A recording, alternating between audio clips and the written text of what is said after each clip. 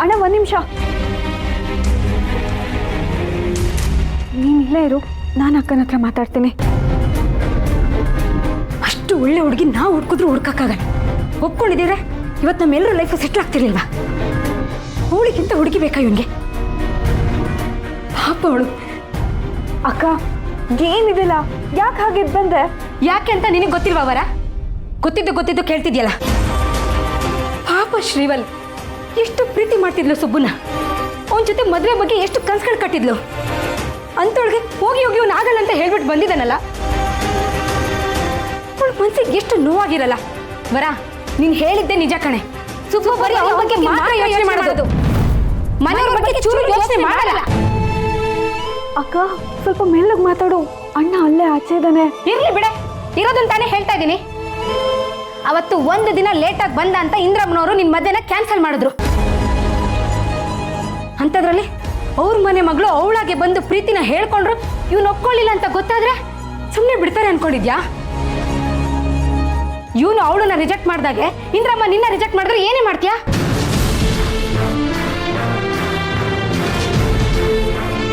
ಇವನ್ ಮಾಡಿರೋ ಕೆಲಸಕ್ಕೆ ನಿನ್ ಮದುವೆ ಕ್ಯಾನ್ಸಲ್ ಆದ್ರೂ ಪರವಾಗಿಲ್ವಾ?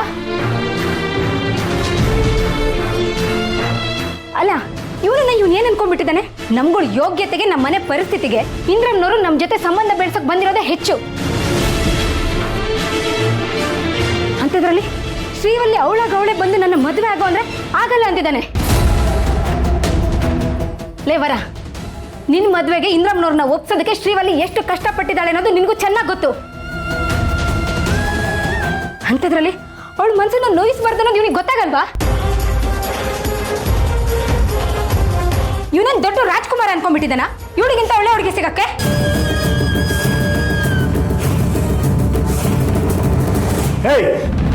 ಯಾರ ಬಗ್ಗೆ ಮಾತಾಡ್ತಿದ್ಯಾ? ಏನ ಮಾತಾಡ್ತಿದ್ಯಾ?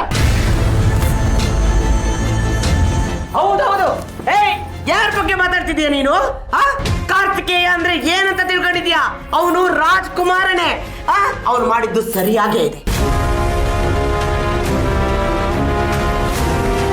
ಏನ್ ಸರಿ ಅತ್ತೆ, ನೀವು ಸುಮ್ಮನೆ ಅವನ್ನ ವಹಿಸ್ಕೊಂಡು ಮಾತಾಡ್ಬೇಡಿ. ನೋಡಿ, ನೀವು ಈ ವಿಷಯಕ್ಕೆ ತಲೆ ಹಾಕ್ಬೇಡಿ, ಸುಮ್ಮನೆ ಇದ್ಬಿಡಿ. ಏನಂತೆ ಮಮ್ಮಿ?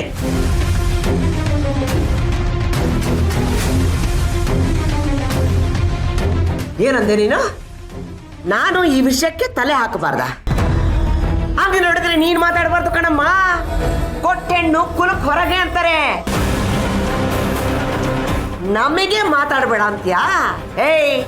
ಮೂರೊತ್ತು ನಾನು ನನ್ನ ಮಗ ಈ ಮನೆಯಲ್ಲಿ ತಿನ್ಕೊಂಡು ಉಣ್ಕೊಂಡು ಬಿದ್ದಿರ್ತೀವಿ ಅಂದ್ರೆ ಈ ಮನೆ ನಮ್ದು ಅಂತಾನೆ.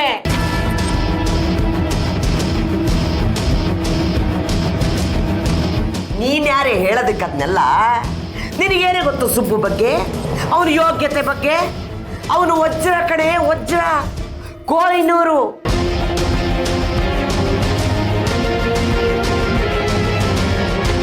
ಅವನು ಯಾವುದಾದ್ರೂ ಚಿನ್ನದ ಉಂಗುರದಲ್ಲೋ ಅಥವಾ ಮಹಾರಾಜ ಹಾಕೊಳ್ಳೋ ಕಿರೀಟದಲ್ಲೋ ಇರಬೇಕು. ಅದು ಬಿಟ್ಟು ರೋಲ್ಡ್ ಗೋಲ್ಡ್ ಅಲ್ಲಿ ಇರೋದಲ್ಲ. ಹಾಗಲ್ಲ ಅತ್ತೆ, ಶ್ರೀವಲ್ಲಿಗೆ ಏನ್ ಕಡಿಮೆ ಆಗಿದೆ ಹೇಳಿ? ಮನೆ ಕಡೆ ಆಸ್ತಿ ಪಾಸ್ತಿ ಎಲ್ಲ ಚೆನ್ನಾಗೇ ಇದೆಯಲ್ಲ. ಆಸ್ತಿನ?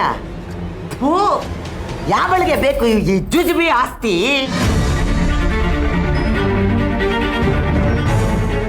ನಮ್ಮ ಕಾರ್ತಿಕೇಯ ಕೋಟಿಗೊಬ್ಬ.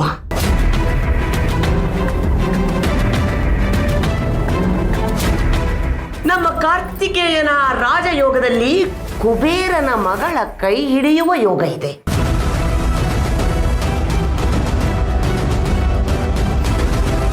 ಹಾಗಂತ ನೀವೇ ಹೇಳ್ತಿದ್ರಿ ಅಲ್ವಾ ಅನಂತ ಶಯನ, ಪದ್ಮನಾಭ? ನಿಮ್ಮದಕ್ಕೂ ಈ ಮನೆಯಲ್ಲಿ ಬೆಲೆ ಇಲ್ಲ ಅಂದ್ರೆ ಏನರ್ಥ ಹೇಳಿ?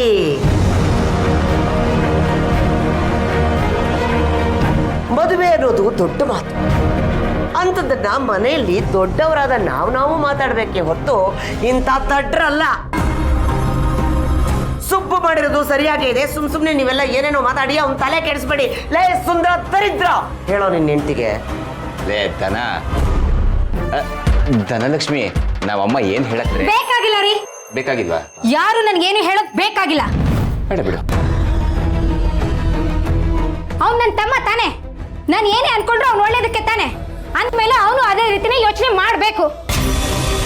ಅವ್ನು ಏನೇ ನಿರ್ಧಾರ ತಗೊಳಕ್ಕೂ ಮುಂಚೆ ಅದರಿಂದ ಈ ಮನೆಯವ್ರಿಗೆ ಏನಾಗುತ್ತೆ ಅನ್ನೋ ಪ್ರಜ್ಞೆ ಅವನ ತಲೆಯಲ್ಲಿ ಇರಬೇಕು. ತಾಕತ್ತು ಬಿಟ್ಟ ಅಂದ್ರೆ ನೋಡೀಗ ನಾನಾಗ್ಲೆಯಿಂದ ಹೇಳ್ತಾ ಇದ್ದೀನಿ, ನಾಲ್ಗೆ ಹೊರದು ಬಿಡ್ತಾ ಇದೀಯೇನೆ ನೀನು. ಇದೇನ ಕಲ್ಸಿರೋದು ಈ ಮನೇಲೆ? ಜಾಣಂಗೆ ಮಾತಿನ ಪೆಟ್ಟು ಅಂತಾರೆ, ದಟ್ರಿಗೆ ದೊಣ್ಣೆ ಪೆಟ್ಟು. ನಿಮಗೆ ಯಾವ್ದ್ರಲ್ಲಿ ಕೊಡ್ಬೇಕು? ಎಲ್ಲಲೇ ದೊಣ್ಣೆ? ಹಿಡ್ಕೊಂಬರ ಹೇಳ್ತೀನಿ.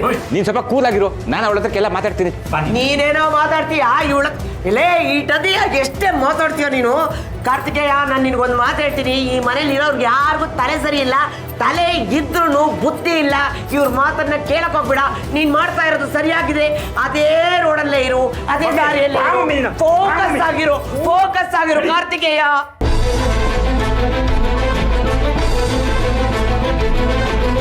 ಅಮ್ಮ, ಏನಮ್ಮ ನೀನು ನೋಡ್ತಾ ನಿಂತಿದ್ಯಲ್ಲ, ಹೇಳಮ್ಮ ಅವನಿಗೆ. ಶ್ರೀವಲ್ಲಿ ಇವನ್ ಜೊತೆ ಮದುವೆ ಆಗ್ಬೇಕು ಅಂತ ಎಷ್ಟೆಲ್ಲ ಕನಸು ಕಾಣ್ತಾ ಇದ್ದಾಳೆ. ಇವನ್ನ ಎಷ್ಟು ಪ್ರೀತಿ ಮಾಡ್ತಿದ್ದಾಳೆ. ಇವನ್ನ ಮಾತ್ರ ಅಲ್ಲ, ನಮ್ಮೆಲ್ರೂ ಎಷ್ಟು ಗೌರವದಿಂದ ಕಾಣ್ತಾಳೆ. ಅಲ್ಲಮ್ಮ, ಈ ಮನೇಲಿ ಯಾರಿಗಾದ್ರೂ ತೊಂದರೆ ಆದ್ರೆ ಅದಕ್ಕೆ ಅವಳ ಮನ್ಸು ಮಿಡಿಯುತ್ತಲ್ಲಮ್ಮ.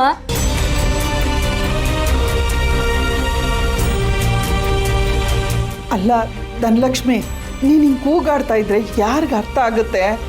ಎಲ್ಲರೂ ಕೂತ್ ಮಾತಾಡೋಣ. ನೀನ್ ಸಮಾಧಾನ ಅನ್ಕೊಂಡು ನಮ್ಮ ಪಾಡಿಗೆ ನಾವು ಕೂತಿದ್ದಕ್ಕೆ ಅಮ್ಮ. ಇವನ್ ಮನ್ಸಿಗೆ ಬಂದಂಗೆ ನಿರ್ಧಾರ ತಗೋತಾ ಇರೋದು.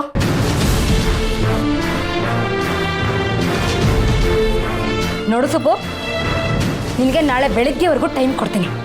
ನಾಳೆ ಬೆಳಿಗ್ಗೆ ನೀನೇ ಶ್ರೀವಲ್ಲಿ ಮನೆಗೆ ಹೋಗಿ ಶ್ರೀವಲ್ಲಿನ ಮದುವೆ ಆಗೋದಕ್ಕೆ ನನ್ಗೆ ಒಪ್ಪಿಗೆ ಇದೆ ಅಂತ ಹೇಳಬೇಕು. ಇಲ್ಲ ಅಂದ್ರೆ ನಿನ್ ತಂಗಿ ಜೀವನ ಹಾಳಾಗತ್ತೆ, ಬರ್ದಿಡ್ಕೋ. ವಿಷಯ ಏನಾದ್ರೂ ಇಂದ್ರಮ್ಮನವ್ರಿಗೆ ಗೊತ್ತಾದ್ರೆ ಜನ್ಮ ಜಾಲಾಡ್ಬಿಡ್ತಾರೆ. ನಿನ್ ತಂಗಿ ಜೀವನ ಹಾಳಾಗೋದ್ರೂ ಪರವಾಗಿಲ್ಲ, ನಿನಗೆ ನಿನ್ ನಿರ್ಧಾರನೇ ಸರಿ ಅನ್ನೋದಾದ್ರೆ ಹೇಳ್ಬಿಡು ವರನ್ಗೆ. ಏ ವರ, ನಿನ್ ಮದ್ವೆಗೆ ಈಗ್ಲೂ ಕಂಟಕ ಇದೆ. ಸಂಬಂಧ ಕೊಟ್ಟು ತಗೊಳೋದ್ ಮಾಡಿದ್ರೆ ಮಾತ್ರ ನಿನ್ ಪ್ರೀತಿ ಗಟ್ಟಿಯಾಗಿ ಉಳಿಯುತ್ತೆ. ವರ್ಧ ನಿನ್ ಕುತ್ತಿಗೆ ತಾಳಿ ಕಟ್ತಾನೆ. ಇಲ್ಲ ಅಂದ್ರೆ ಶ್ರೀವಲ್ಲಿ ಹೇಗೆ ಈ ಮನೆ ಸೊಸೆ ಆಗಲ್ಲ ಅನ್ನೋದು ಸತ್ಯ ಆಗುತ್ತೋ ಹಾಗೆ ನೀನು ಆ ಮನೆ ಸೊಸೆ ಆಗಲ್ಲ ಅನ್ನೋದು ಸತ್ಯ ಆಗುತ್ತೆ, ತಿಳ್ಕೊ.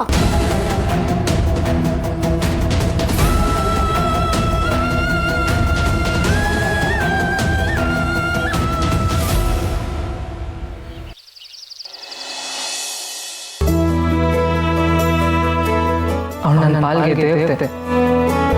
ಅವಳಿಗೋಸ್ಕರ ನನ್ನ ಹೃದಯದಲ್ಲಿ ಒಂದು ಗೂಡು ಕಟ್ಕೊಂಡಿದ್ದೀನಿ. ಆ ಗೂಡಲ್ಲಿ ಅವಳನ್ನ ಪ್ರೀತಿಯಿಂದ ಸಾಕ್ತಾ ಇದ್ದೀನಿ.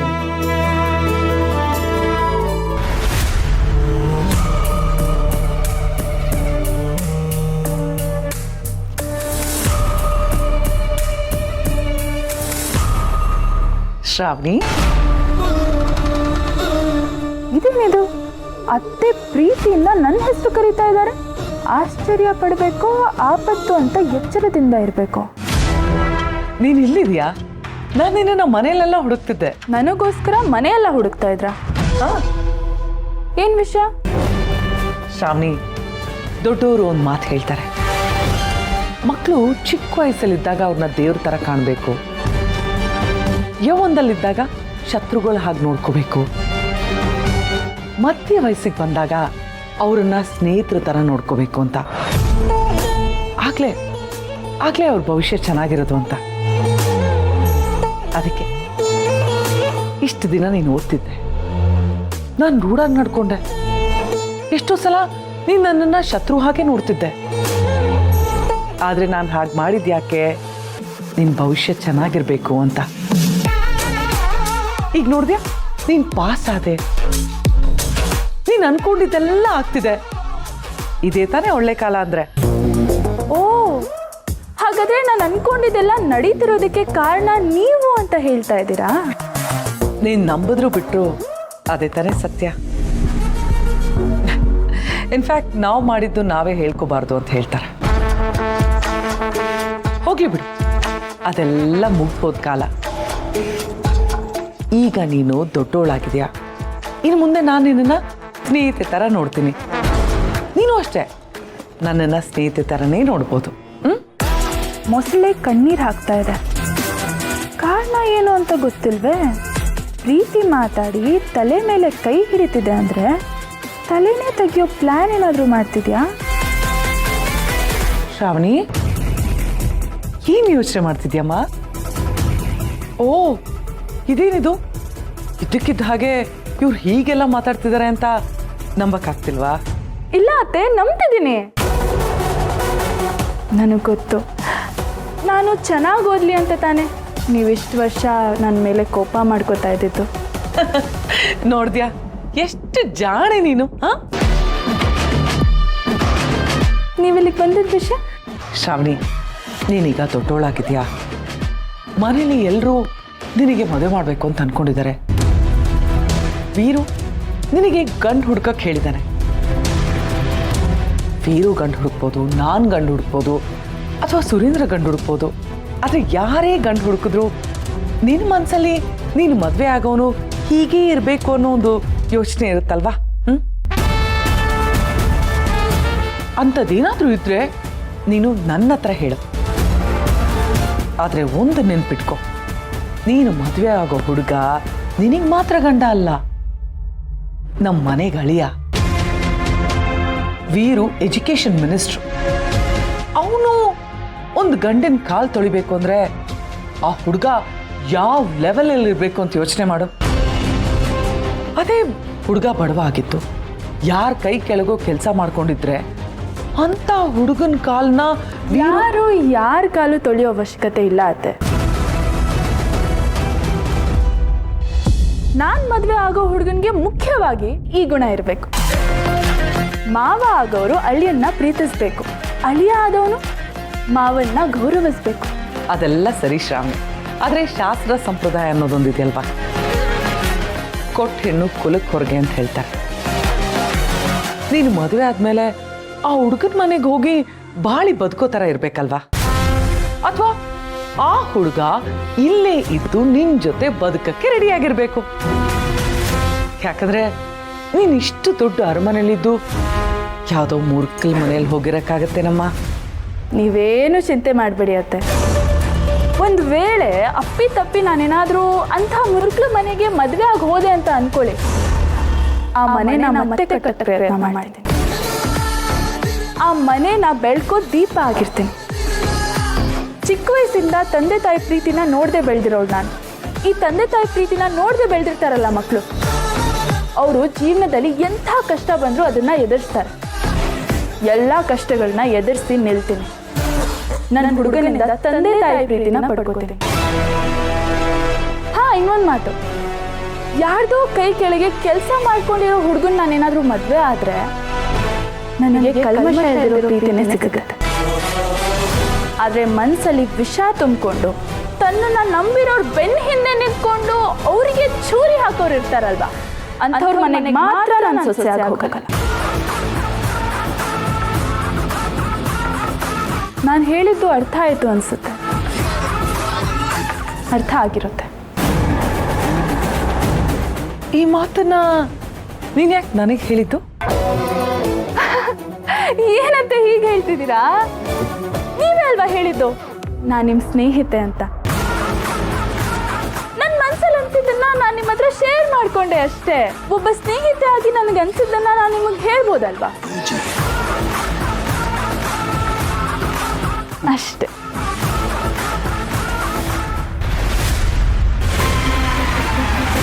ಶ್ರಾವಣಿ ಯಾಕೆ ಈ ಥರ ಹೇಳಿದ್ಲು? ಅವಳಿಗೆ ನನ್ನ ಬಗ್ಗೆ ಏನಾದರೂ ಗೊತ್ತಾಗಿದೆಯಾ ಅಥವಾ ಸುಮ್ಮನೆ ಹೇಳಿದ ಮಾತುಗಳ? ಅಕಸ್ಮಾತ್ ಗೊತ್ತಾಗಿದ್ರೆ ಏನು ಗೊತ್ತಾಗಿರ್ಬೋದು? ಅವಳು ಯಾಕೆ ನನ್ನ ಜೊತೆ ಈ ಥರ ಮಾತಾಡಿದ್ಲು?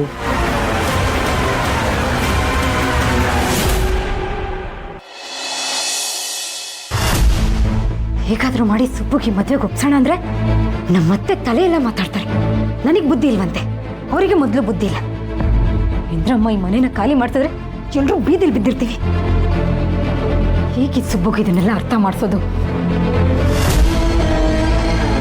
ಲೇ ಕಾಫಿ ಕುಡಿ.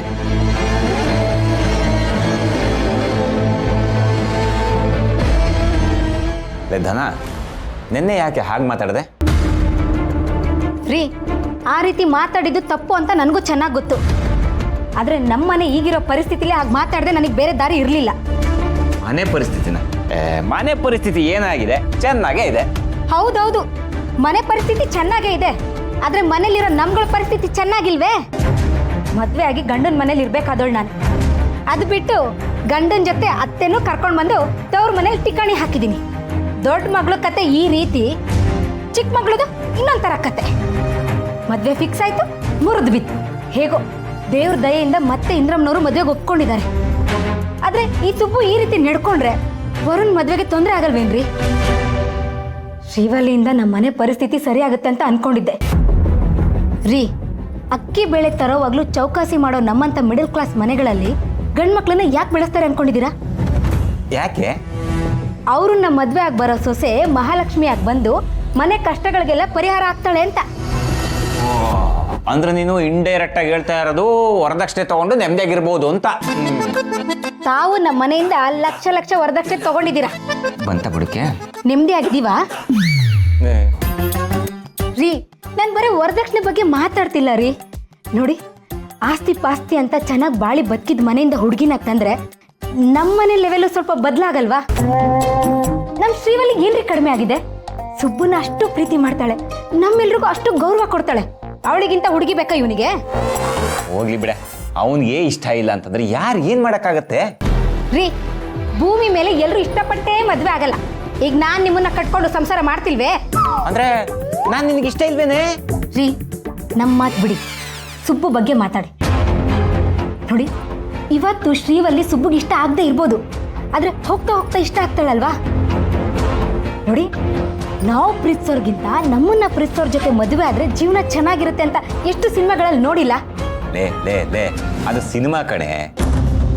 ನೋಡೆ, ಚಿಕ್ಕ ಮಕ್ಕಳಾದ್ರೆ ಕೈ ಹಿಡಿದು ತಿದ್ದಿ ತೀಡಿ ಏನಾರ ಬರೆಸ್ಬೋದು. ಆದ್ರೆ ಇವ್ನು ದೊಡ್ಡವನ್ ಕಣೆ, ಕೈ ಹಿಡಿದು ತಾಲಿ ಕರ್ಸಕ್ಕಾಗತ್ತೇನೆ? ಅದೆಲ್ಲ ನನಗೆ ಗೊತ್ತಿಲ್ಲ ರೀ. ಕೈ ಹಿಡಿತೀವೋ, ತಲೆ ಚೆಚ್ಕೋತೀವೋ, ಅಥವಾ ಹತ್ತು ಕರೆದು ರಂಪಾಟ ಮಾಡ್ತೀವೋ, ಒಟ್ಟಿನಲ್ಲಿ ಸುಬ್ಬು ಶ್ರೀವಲ್ಲಿನ ಮದುವೆ ಆಗ್ಬೇಕು. ಅದಾಗ್ಲಿಲ್ಲ ಅಂದ್ರೆ ನಮ್ಮೆಲ್ರೂ ಗತಿ ಅಧೋಗತಿ ಆಗತ್ತೆ.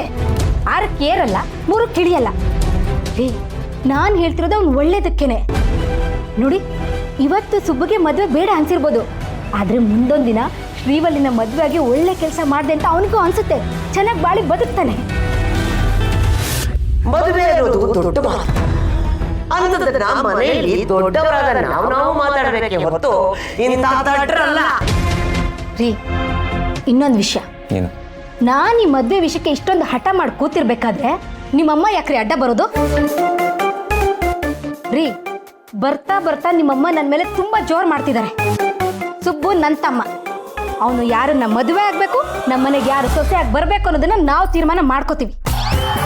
ದಯವಿಟ್ಟು ನಿಮ್ಮಮ್ಮನಿಗೆ ಬಾಯಿ ಮುಚ್ಕೊಂಡು ಸುಮ್ಮನೆ ಇರಕ್ಕೆ ಹೇಳ್ಬಿಡಿ, ಇಲ್ಲ ಅಂದ್ರೆ ಆಮೇಲೆ ನಾನು ನೋಡಿ. ಲೇ ಲೇ ಲೇ ಲೇ ಆಯ್ತು ಕಣೆ, ಕೋಪಿಸ್ಕೊಬೇಡ. ನಾನು ನಮ್ಮನ ಹತ್ರ ಮಾತಾಡ್ಬೇಕು ರೀ. ನೋಡಿ, ಮನೆಯಲ್ಲಿ ಕಾಫಿ ತಿಂಡಿ ವಿಷಯಕ್ಕೆ 1000 ಮಾತಾಡ್ಲಿ, ಸಹಿಸ್ಕೊಂಡ್ಬಿಡ್ತೀನಿ. ಆದ್ರೆ ಈ ಮದ್ವೆ ವಿಚಾರಕ್ಕೆ ಏನಾದ್ರೂ ಮೂಗ್ ತೂರ್ಸಿದ್ರೋ ಆಮೇಲೆ ನೋಡಿ ನನ್ನನ್ನ ಏನ್ ಮಾಡ್ತೀನಿ ಅಂತ. ಲೇ ಲೇ ಲೇ ಲೇ ನಾನು ಮಾತಾಡ್ತೀನಿ ಅಂತ ಹೇಳಿದ್ನಲ್ಲೇ. ಹೇ, ಏನೇ ಎಲ್ಲ ಮನೆ ಹೆಂಗಸ್ರಿಗೂ ಮೂವಿನ ತುದಿನಲ್ಲೇ ಕೋಪ ಇರುತ್ತೆ ಅಂತ ಅನ್ಸುತ್ತೆ. ಮಾತಾಡ್ತೀನಿ. ನಿಮ್ಮ ಅಮ್ಮನಂತವ್ರಿದ್ರೆ ಮೂಗಿಂತದಲ್ಲಿ ಕೋಪ ಇದ್ದೇ ಇರುತ್ತೆ ರೀ. ಆಯ್ತು ಕಣೆ, ನಾನು ಮಾತಾಡ್ತೀನಿ ಅಂತ ಹೇಳಿದ್ನಲ್ಲ, ಇರು ಬಂದೆ.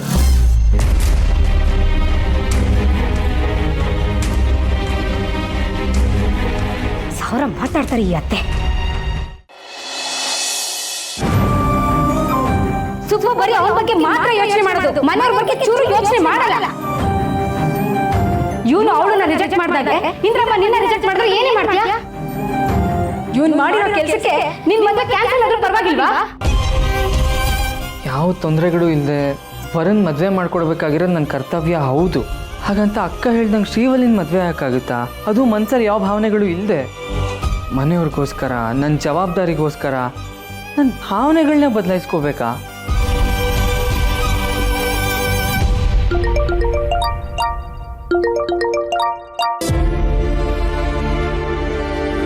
ಹೇಳಿ madam. Hello Subbu, good morning. Good morning madam. Subbu, ಏನಾಯ್ತು ನಿನಗೆ? ಯಾಕೆ ಈ ಥರ ಮಾತಾಡ್ತಾ ಇದೀಯಾ? ಹೇಗೆ ಮಾತಾಡ್ತಾ ಇದ್ದೀನಿ ಮೇಡಮ್? ಗುಡ್ ಮಾರ್ನಿಂಗ್ ಅಂತ ಹೇಳಿದ್ನಲ್ಲ. ಏಯ್ ಸುಬ್ಬು, ನೀನು ಪ್ರತಿದಿನ ಗುಡ್ ಮಾರ್ನಿಂಗ್ ಹೇಳೋದಕ್ಕೂ ಇವತ್ತು ಗುಡ್ ಮಾರ್ನಿಂಗ್ ಹೇಳ್ತಿರೋದಕ್ಕೂ ತುಂಬ ವ್ಯತ್ಯಾಸ ಇದೆ. ಏನಾಯ್ತಂತ ಹೇಳಿ ನನಗೆ. ಅದು ಮೇಡಮ್, ನನ್ನ ಮನಸ್ಸಲ್ಲಿ ಒಂದು ಪ್ರಶ್ನೆ ಕೊರಿತಾನೇ ಇದೆ. ಸಾಧ್ಯ ಆದರೆ ಅದಕ್ಕೆ ಉತ್ತರ ಕೊಡ್ತೀರಾ? ಪ್ರಶ್ನೆನಾ? ಪ್ರಶ್ನೆಗೆ ಉತ್ತರ ಕೊಡೋದ್ರಲ್ಲಿ ನಾನು ಸ್ವಲ್ಪ ವೀಕ್ ಸುಬ್ಬು. ಅದಕ್ಕೆ ತಾನೇ ಇಷ್ಟು ವರ್ಷ ತೊಗೊಂಡಿರೋದು ಪಾಸ್ ಆಗೋದಕ್ಕೆ. ಮೇಡಮ್, ಇದು ಜೀವನಕ್ಕೆ ಸಂಬಂಧಪಟ್ಟಿರೋ ಪ್ರಶ್ನೆ. ನೀವು ಉತ್ತರ ಕೊಡಬಹುದು ಅಂತ ನನಗೆ ಅನ್ನಿಸ್ತಾ ಇದೆ. ಹೌದಾ? ನಿನಗೆ ಅಷ್ಟು ಕಾನ್ಫಿಡೆನ್ಸ್ ಇದೆ ಅಂದಮೇಲೆ ಕೇಳು, ಹೇಳ್ತೀನಿ. ಮೇಡಮ್, ನಮಗೆ ಇಷ್ಟ ಇಲ್ದಿರೋ ಕೆಲಸನ ಮನೆಯವ್ರ ಒತ್ತಾಯಕ್ಕೆ ಅವ್ರಿಗೆ ಒಳ್ಳೇದಾಗುತ್ತೆ ಅಂತ ಕಟ್ಟಿಬಿದ್ದು ಮಾಡಿದ್ರೆ ಅದು ತಪ್ಪಲ್ಲ ಅಲ್ವಾ? ಸುಬ್ಬು, ಇಷ್ಟ ಇಲ್ದಿರೋ ಕೆಲಸನ? ಯಾವ ಕೆಲಸದ ಬಗ್ಗೆ ಮಾತಾಡ್ತಿದ್ಯಾ ನೀನು? ಅಂದರೆ ಕೆಲಸಗಳಾಗಲಿ, ಕೆಲವೊಂದು ನಿರ್ಧಾರಗಳಾಗಲಿ ನಮಗೋಸ್ಕರ ಅಲ್ಲದೆ ಇದ್ರೂ ಮನೆಯವ್ರ ಸಂತೋಷಕ್ಕೋಸ್ಕರ ನಮ್ಮ ಮನಸ್ಸನ್ನು ಬದಲಾಯಿಸ್ಕೊಳ್ಳೋದು ತಪ್ಪಲ್ಲ ಅಲ್ವಾ? ಅಂದರೆ ಇವನು ಶ್ರೀವಲ್ಲಿನ ಮದುವೆ ಆಗೋ ವಿಚಾರ ಮಾತಾಡ್ತಿದ್ದಾನ? ಅವ್ರ ಮನೆಯವ್ರಿಗೆಲ್ಲ ಗೊತ್ತಾಗಿ ಮನೆಯವರೆಲ್ಲ ಒತ್ತಾಯ ಮಾಡ್ತಿರ್ಬೋದಾ?